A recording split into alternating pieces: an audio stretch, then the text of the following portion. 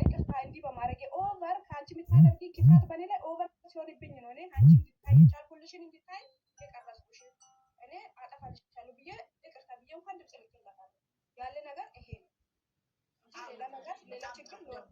እሺ እህቴ ስሚኝማ፣ አሁን እሷ ለመዳም ስለ አንቺ ክፉ የምታወራ ከሆነ ሄደሽ አንቺ ለመዳም ስለ እሷ ክፉ ማውራት ትችያለሽ እንጂ እሷ በተኛሽበት አልቀረጸችም። ይሄ ወንጀል ነው። በኢማራት ሕግ አንድን ሰው ያለ ፍቃዱ ስልክሽ ላይ አይደለም ተኝቶ በቁሙ መቅረጽ በራሱ ወንጀል ነው።